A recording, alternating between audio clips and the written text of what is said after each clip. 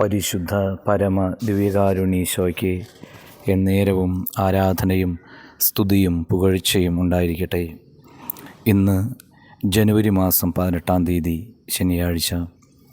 കർത്താവെ, നല്ലൊരു ദിവസം ഞങ്ങളുടെ ജീവിതത്തിലേക്ക് നൽകി ഈ പുതിയ ദിവസത്തിലേക്ക് മിഴി തുറക്കാനുള്ള കൃപ നൽകി ഞങ്ങൾ അനുഗ്രഹിച്ചതിനെ ഓർത്ത് നന്ദി പറയുന്നു.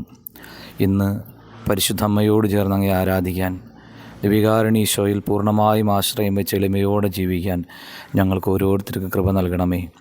ഇന്ന് ഞങ്ങൾ ചെയ്യുന്ന ജോലികളെയും പോകുന്ന സ്ഥലങ്ങളെയും കണ്ടുമുട്ടാൻ പോകുന്ന എല്ലാ വ്യക്തികളെയും യാത്ര ചെയ്യുന്ന വാഹനങ്ങളെയും അങ്ങ് പ്രത്യേകമാവിധം കരുതി സംരക്ഷിക്കണമേ. തിരുരക്തത്തിൻ്റെ കോട്ടയാൽ ഞങ്ങളെ ഇന്ന് പൊതിഞ്ഞ് സൂക്ഷിക്കണമേ. മർക്കോസിൻ്റെ സുവിശേഷം 1-ാം അധ്യായം 22-ാം വചനത്തിൻ്റെ അവസാന ഭാഗം നമുക്ക് ധ്യാനിക്കാം. അവൻ്റെ പ്രബോധനത്തിൽ അവർ വിസ്മയഭരിതരായി. കാരണം നിയമജ്ഞരെ പോലെയല്ല, അധികാരമുള്ളവനെ പോലെയാണ് അവൻ പഠിപ്പിച്ചത്.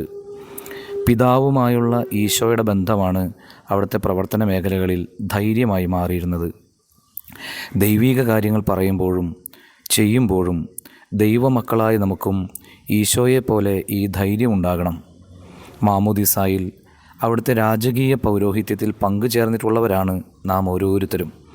ആ പൗരോഹിത്യത്തിൻ്റെ അധികാരം തിന്മയ്ക്കെതിരെ നാം പ്രയോഗിക്കണം, നടക്കുമോ ഇല്ലയോ എന്ന സംശയം കൂടാതെ. അതിനുള്ള ധൈര്യം നമുക്ക് ലഭിക്കേണ്ടത് ഈശോയുമായുള്ള നമ്മുടെ അടുത്ത ബന്ധത്തിൽ നിന്നാണ്. ഈ ബന്ധം സുദൃഢമാക്കാൻ ഇന്നത്തെ ദിവസം നമുക്ക് പരിശ്രമിക്കാം. എല്ലാവർക്കും നല്ലൊരു ദിവസം ആശംസിക്കുന്നു. നമ്മുടെ കർത്താവ് ഈശോ മിശിഹായുടെ കൃപയും പിതാവായ ദൈവത്തിൻ്റെ സ്നേഹവും പരിശുദ്ധാത്മാവിൻ്റെ സഹവാസവും ഉണ്ടാകട്ടെ, ഇപ്പോഴും എപ്പോഴും എന്നേക്കും. ആമേൻ.